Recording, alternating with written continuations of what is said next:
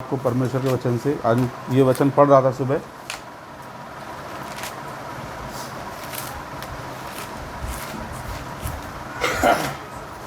इफिसियों की पुस्तक उसका 5वां अध्याय।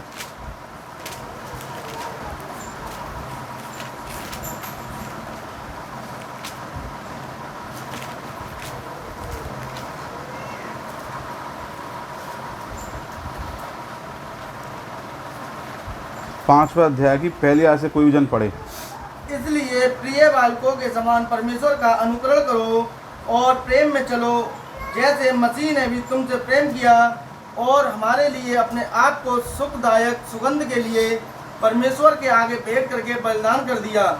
जैसा पवित्र लोगों के योग्य है, वैसा तुम में व्यभिचार और किसी प्रकार के अशुद्ध काम या लोभ की चर्चा तक न हो, और न निर्लज्जता, न मूर्खता की बातचीत की, ना ठट्टे की, क्योंकि ये बातें शोभा नहीं देती, वरन धन्यवाद ही सुना जाए। क्योंकि तुम यह जानते हो कि किसी व्यभिचारी या अशुद्ध जन या लोभी मनुष्य की जो मूर्ति पूजक के बराबर हैं, मसीह और परमेश्वर के राज्य में मीरास नहीं। कोई तुम्हें व्यर्थ बातों से धोखा न दे, क्योंकि इन्हीं कामों के कारण परमेश्वर का क्रोध आज्ञा न मानने वालों पर भड़कता है। बस चलो 7वीं आयत भी पढ़ दो।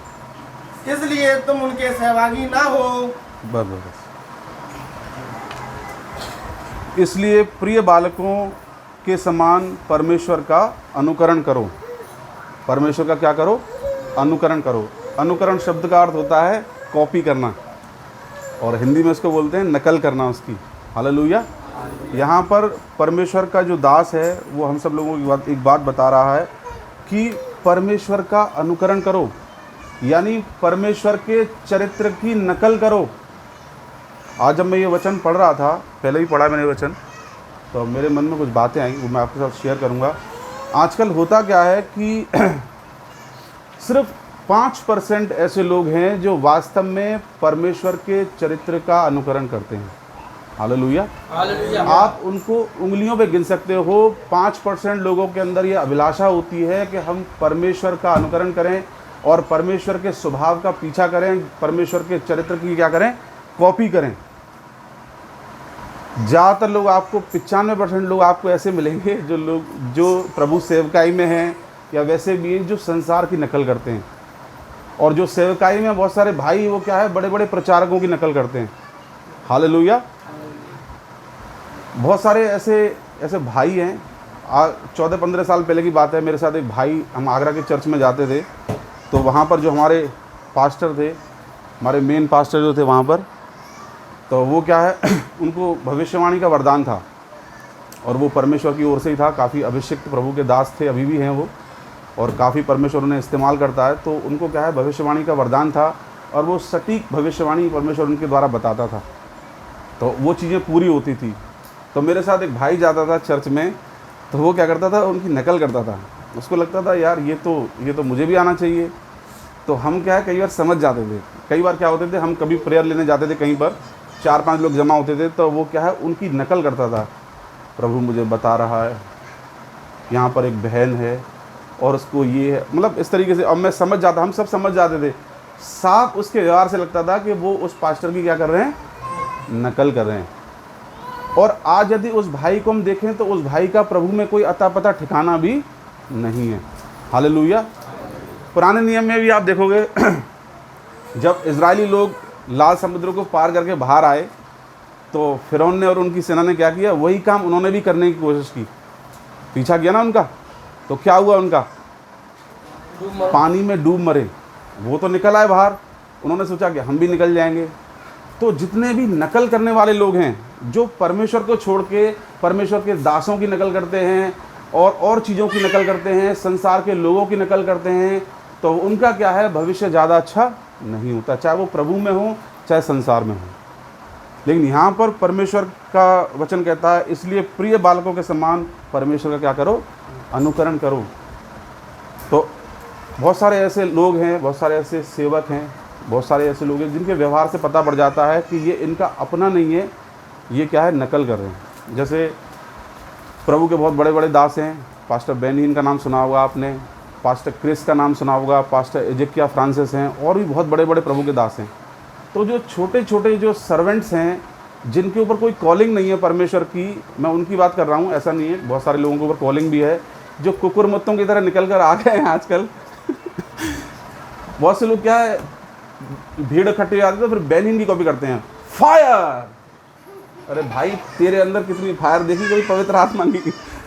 Fire, touch. वो तो क्या है, प्रभु की सामर्थ्य से लोग गिरते हैं, उनके द्वारा जो बड़े बड़े दास हैं वो ज़बरदस्ती गिराने की कोशिश करते हैं। भाई गिर जा, इज्जत का सवाल है। कुछ ऐसा करते हैं, या तो चद्दर खींचेंगे या उसके सिर पर धक्का देंगे। अब वो कहता, भाई मैं तो प्रार्थना करवाने आया हूँ, तो मुझे और पीड़ित कर रहा है, क्या बात है? मैंने देखा है कुछ लोग क्या है, पुश जबरदस्ती सिर पकड़ के, और सिर को, अब वो भाई गिर भी नहीं रहा, उसने और पैर मजबूत कर लिए अपने, नहीं गिरूंगा, अंदर अंदर बोला मैं नहीं गिरूंगा, मैं भी गिरा के मानूंगा तुझे। फायर, बस एक ही चीज़ हमको आती है, फायर, टच। क्योंकि उन्होंने क्या है, बेनिन को देखा उन्होंने, वो ऐसा करते हैं।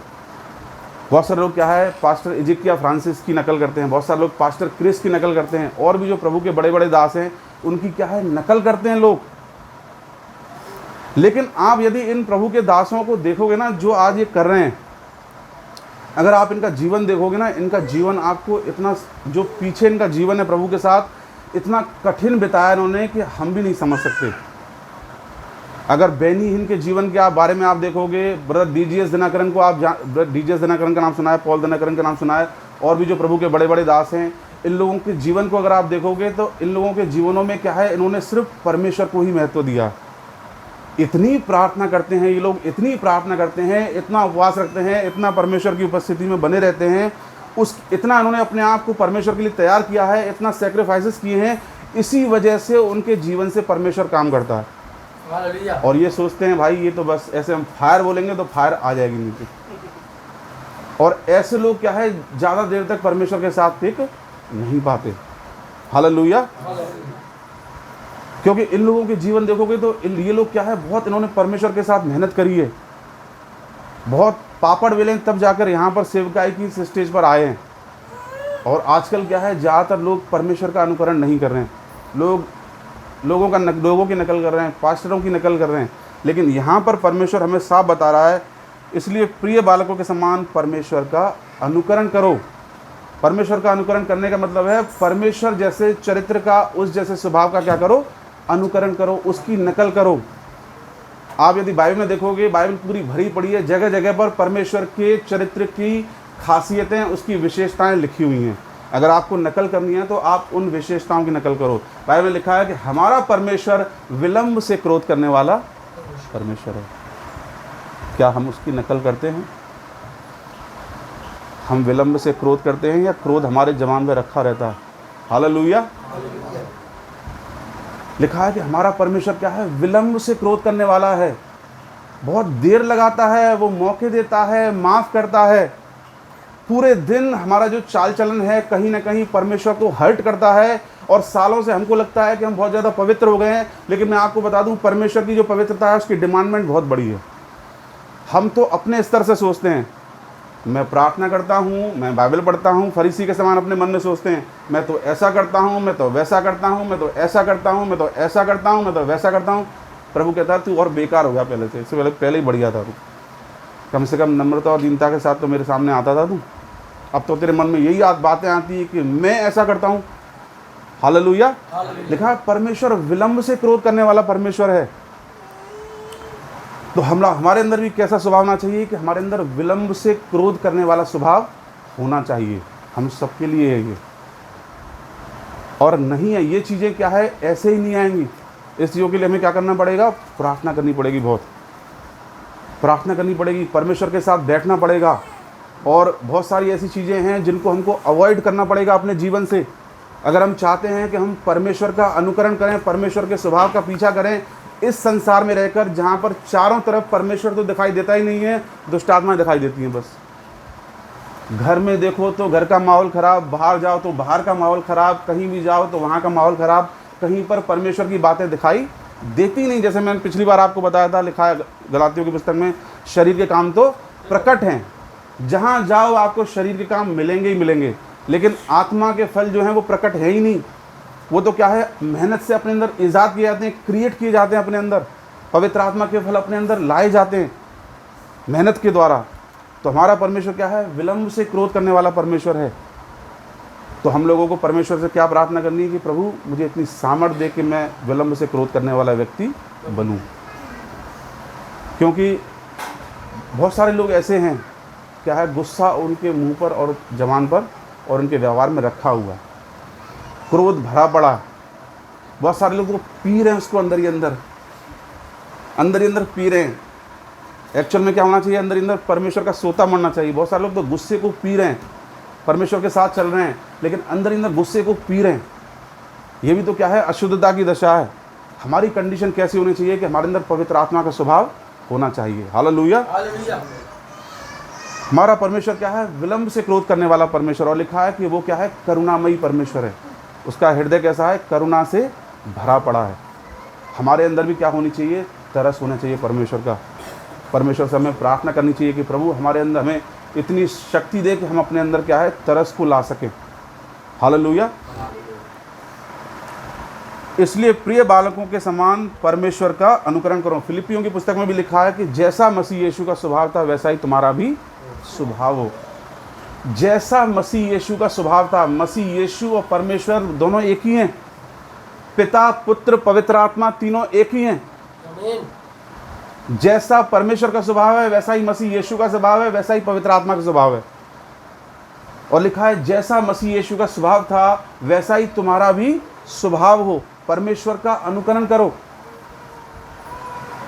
अब हमें देखना है कि हमारा प्रभु यीशु मसीह जब संसार में रहता था तो किस तरीके का जीवन जीता था। हम लोगों को किसी पास्टर को अपना टारगेट नहीं बनाना है, किसी सेवकाई को अपना टारगेट नहीं बनाना है। हम लोगों को क्या है, यीशु मसीह के चरित्र की नकल करनी है, उसकी नकल करनी है। हम उसकी नकल करने के लिए बुलाए गए हैं। बहुत मुश्किल काम है ये। पास्टरों की नकल करना बहुत आसान है। कई बार मैं यूट्यूब पे वीडियोस को देखता हूँ तो मैं समझ जाता हूँ कहीं ना कहीं थोड़ा भी मैं कि ये भाई क्या है, बेनिन की एक क्वालिटी है पवित्र आत्मा के, तो लोग गिरते जाते हैं।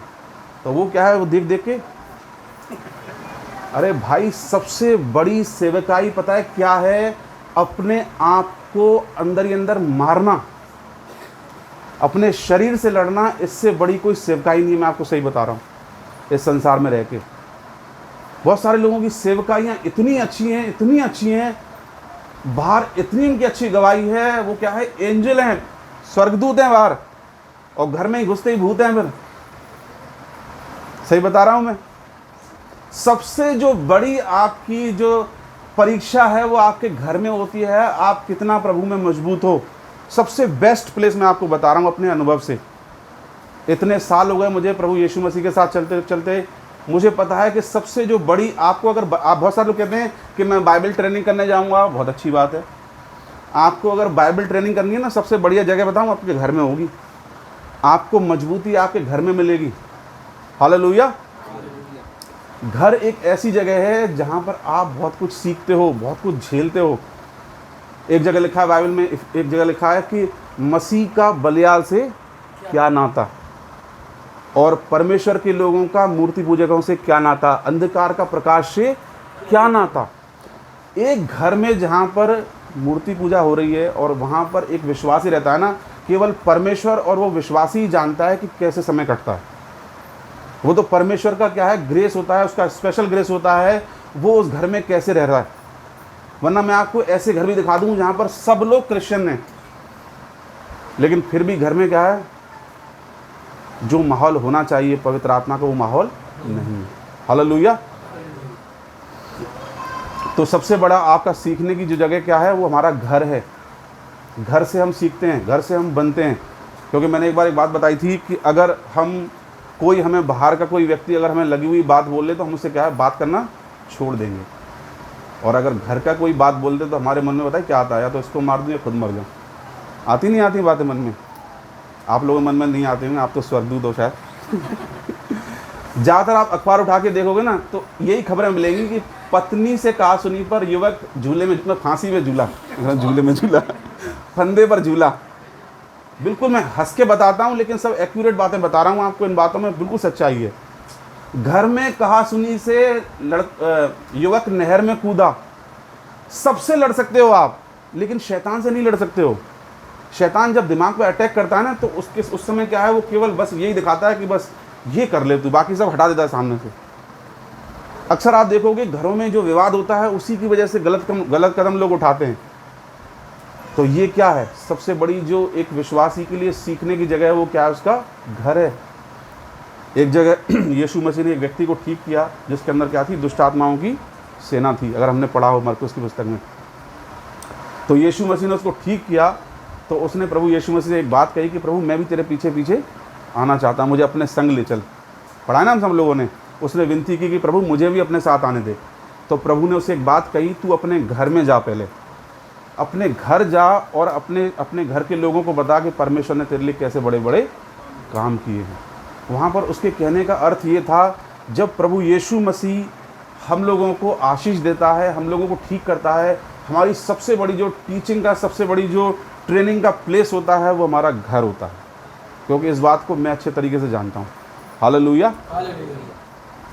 घर के लोग भी बोलेंगे, बाहर के भी बोलेंगे, सब बोलेंगे। यीशु मसीह में आओगे तो किसी का मुंह बंद नहीं रहेगा।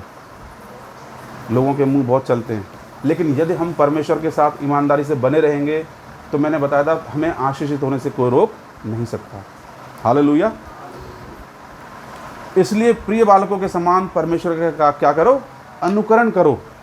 हम लोगों को परमेश्वर का क्या करना है, अनुकरण करना है। हमारा परमेश्वर, हमारा प्रभु यीशु मसीह क्या है, उसके अंदर धैर्य का आत्मा था जब वो शरीर में था। उसके घर के लोगों ने उससे ऐसी बातें बोली कि इसका चित्त ठिकाने पर नहीं है, इसका चित्त ठिकाने पर नहीं है। अगर किसी आदमी के अंदर कोई कमी हो, आजकल किसी के अंदर कोई कमी हो और उसको कमी बताओ, तो कमी तो स्वीकार करता नहीं है। अच्छा होगा तो आपका गला ही पकड़ लेगा वो। कोई भाई या कोई बहन है, अगर उसके अंदर कोई कमी हो, उसको उजागर करो, तो उसमें तो बुरा मान जाते हैं। अगर वो अच्छा होगा, दूध का धुला हुआ होगा, उसको फिर उसकी कमी बताओ तो फिर तो वो ख़त्म ही कर देगा सामने वाले को। लेकिन यीशु मसीह तो क्या है, पवित्र परमेश्वर था, उसके अंदर कोई दोष नहीं था, निर्दोष था। उसके घर के लोगों ने कहा इसका चित्त ठिकाने पर नहीं है, कुछ नहीं बोला उसने कुछ नहीं बोला। उसको बाहर के लोगों ने बोला इसके अंदर क्या है, दुष्ट आत्मा, जबकि वो खुद पवित्र आत्मा से परिपूर्ण था। उसको बोला इसके अंदर क्या है, दुष्ट आत्मा है। इन चीज़ों का पीछा करना है हम लोगों को। हम लोग तो आपस में ही एक दूसरे से पता ही नहीं पता, कभी कुछ चलता ही रहता है। ये सब हम लोगों के लिए क्या है, शिक्षा है। हालेलुया। ये चीज़ें झेली, जबकि वो तो खुद परमेश्वर का पुत्र था। और भी बहुत सारी चीज़ें उसने झेली। क्रूस पर उसने क्या क्या झेला।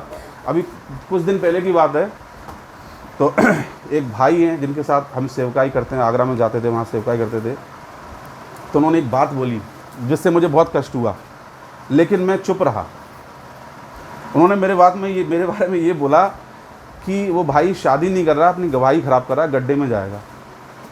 तो मुझे सुन के थोड़ा सा लगेगा ही भैया, पर मैंने कुछ नहीं बोला उनको। पर मुझे पता है कि मैं क्या कर रहा हूँ अंदर से, मुझे सब मालूम है। हालेलुया। तो ये सारी बातें कभी कभी क्या है, लोग आपको गलत समझेंगे। कभी कभी परमेश्वर की इच्छा किसी के प्रति क्या है आप नहीं जानते। परमेश्वर किसके जीवन में क्या कर रहा है, कब करेगा, आप नहीं जानते। लेकिन लोगों की ये फितरत होती है, लोग वर्तमान की परिस्थितियों को देखकर न्याय करते हैं। लूका की पुस्तक में भी लिखा है, एलीशा और जकरिया दोनों परमेश्वर के सामने कैसे थे, धर्मी थे, परमेश्वर की सारी आज्ञाएं मानते थे। और उनके लिखा है कि जो उसकी पत्नी थी उसको कोई बच्चा नहीं था, और सालों तक ऐसा था। लेकिन फिर भी वो क्या है, परमेश्वर के भवन में जाते रहे। कितना बोला होगा पड़ोसियों ने, लोगों ने, रिश्तेदारों ने, क्योंकि लोग तो बोलेंगे ही। लोग नहीं बोलेंगे तो और कौन बोलेगा। हन्ना की भी यही कहानी थी। लिखा है परमेश्वर ने उसकी कोख बंद करके रखी थी, और प्रतिवर्ष वो अपने पति के साथ क्या है, मंदिर में जाती थी। कई बार लोग क्या है, मिसअंडरस्टैंड करते हैं। वो सोचते हैं अरे इस भाई का ये काम नहीं लगता है, इसने कोई पाप किया है। लेकिन परमेश्वर आप नहीं जानते। कई बार हम लोग क्या है, चुप रहें, किसी के बारे में नहीं जानते। तो कई बार हम लोगों को जज करते हैं कि शायद ऐसा हो सकता है, अपने मन ही मन में क्या है, आंकड़े लगाते हैं, शायद ऐसा हो सकता है तो इसलिए नहीं हो रहा होगा, वैसा हो सकता है तो इसलिए नहीं हो रहा। अरे भाई, अपने बिजनेस को ध्यान दो, मतलब अपने काम पर ध्यान दो। हालेलुया। क्योंकि लिखा है परमेश्वर एक दिन सारी बातों को प्रकट कर देगा। अगर कोई गलत है तो उसको भी एक्सपोज कर देगा, सही है तो उसको भी एक्सपोज कर देगा। हालेलुया। हालेलुया। तो ऐसे बोलते हैं लोग, बहुत सारे लोग बहुत सारी बातें बोलते हैं। बहुत सारे लोग तो मुझे पता है क्या कहते हैं, आप उनको बोलोगे ना परमेश्वर की इच्छा में